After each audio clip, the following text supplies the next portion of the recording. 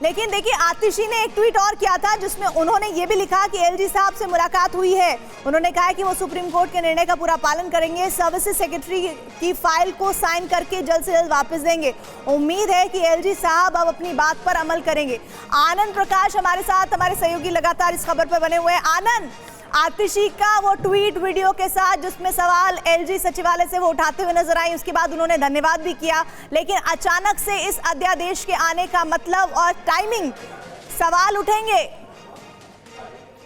जी बिल्कुल, सवाल तो उठेंगे। आम आदमी पार्टी उस सवाल उठा भी रही है। उसको पहले पता चल गया था कि सरकार ऐसा एक अध्यादेश लाने जा रही है और इसलिए उन्होंने एलजी के दफ्तर पे उन्होंने अपने पूरे विधायकों के साथ और मंत्रियों के साथ डेरा भी डाला था। लेकिन एक बात यह समझने की होगी कि केंद्र सरकार के पास ये अधिकार है कि वो कोई भी कानून ला सकती है और अगर संसद सत्र नहीं चल रहा हो तो वो अध्यादेश ला सकती है, अगर ऐसा कोई इंपॉर्टेंट मैटर हो, ऐसा कोई ऐसी सिचुएशन हो तो। और सुप्रीम कोर्ट ने भी जो पिछला जो ऑर्डर दिया था इसमें आम आदमी पार्टी सरकार को ये अधिकार दिए थे कि वो ट्रांसफर पोस्टिंग अधिकार उनके पास रहेगा, तो सुप्रीम कोर्ट का वो जो आदेश आया था वो कानून की व्याख्या करने के बाद ही आया था। यानी कि जो कानून बना हुआ था, मौजूदा जो कानून है, उसको उसमें क्लैरिटी दी थी और उसमें क्लैरिटी देते हुए सुप्रीम कोर्ट ने कहा था कि ट्रांसफर पोस्टिंग अधिकार, सर्विसेज का अधिकार दिल्ली सरकार के पास रहेगा, केंद्र सरकार के पास नहीं रहेगा।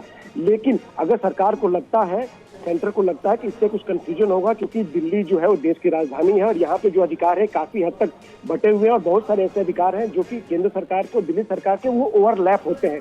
और ऐसे में अगर कुछ क्लैरिटी सरकार को लगता है, लग रही थी कि उससे कंफ्यूजन हो सकता है, क्योंकि दिल्ली देश की राजधानी है, G20 की अभी अध्यक्षता भारत कर रहा है और ऐसे में कई ऐसी बैठकें हैं दिल्ली में जो आने वाले दिनों में होने वाली, हाई प्रोफाइल बैठकें होने वाली, जिसमें तमाम देशों के जो प्रतिनिधि हैं, जो मुखिया हैं, वो यहाँ पर आएंगे। तो ऐसे में अगर सरकार को लगा कि ऐसे अध्यादेश लाने की जरूरत है ताकि कोई कंफ्यूजन ना हो, अधिकारों को लेकर क्लैरिटी हो, तो जाहिर तौर पर सरकारें ला सकती है। हाँ, ये जरूर है कि इस कानून की, इस अध्यादेश की व्याख्या जो है सुप्रीम कोर्ट कर सकता है अगर आम आदमी पार्टी को सुप्रीम कोर्ट में चैलेंज करती है तो। लेकिन इतना जरूर मैं आपको रोक रही हूँ आनंद इस बीच, और मैं सीधे आपको आतिशी जो कि एलजी हाउस के बाहर धरने पर बैठी थी अपने मिनिस्टर्स के साथ, वो क्या कह रही है इस ऑर्डिनेंस के बाद, सुनिए।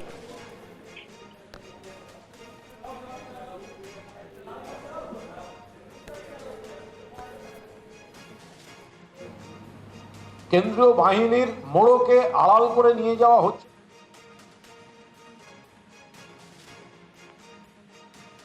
लेकर आई है, ये सुप्रीम कोर्ट की संवैधानिक पीठ के फैसले की साफ साफ अवमानना है। सुप्रीम कोर्ट ने यह फैसला दिया कि चुनी हुई सरकार के पास निर्णय लेने की ताकत होनी चाहिए। यही लोकतंत्र है, यही लोकतंत्र का सम्मान है।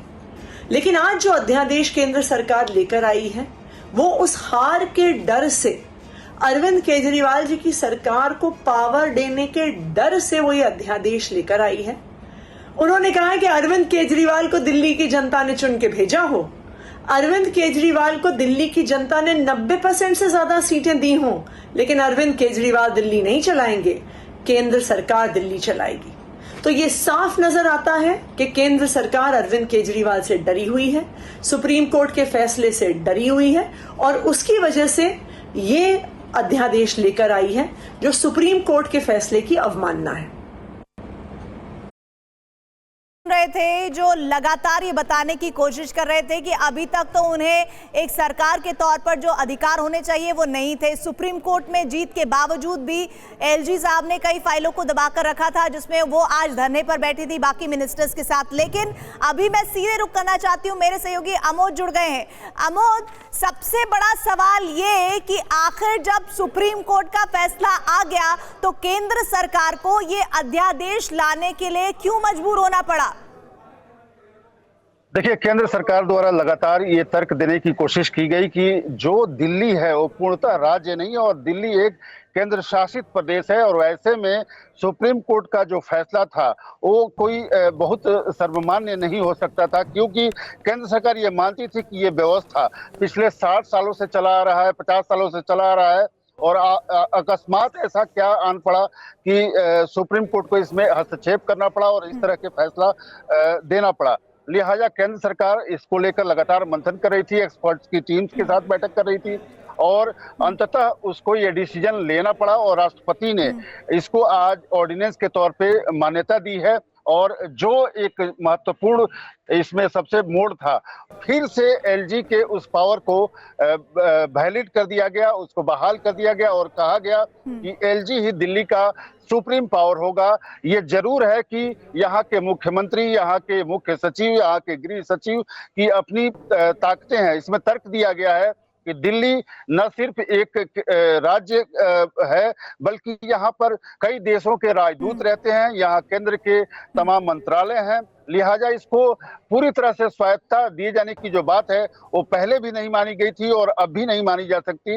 लिहाजा ये ऑर्डिनेंस पेश किया गया है। चलिए, अब आम आदमी पार्टी क्या समझ रही है, मैं जीत भाटी का रुख कर लेती हूँ। जीत, जरा ये बताइए कि आतिशी का लगभग 4 से 5 घंटे पहले का ट्वीट है जिसमें वो धरने पर बैठी थी और वो बता रही थी कि कैसे एलजी साहब से मुलाकात नहीं हो पा रही है एक पर्टिकुलर फाइल को लेकर, जो कि सर्विसेज सेक्रेटरी की फाइल है, जिसको कहा जा रहा है कि एलजी साहब साइन नहीं कर रहे हैं। उसके बाद थोड़ी देर बाद उनका ट्वीट आता है कि एलजी साहब से मुलाकात हो गई है, उन्होंने कहा है कि वो सुप्रीम कोर्ट के ऑर्डर को मानेंगे और जल्द ही उन फाइल को साइन कर देंगे।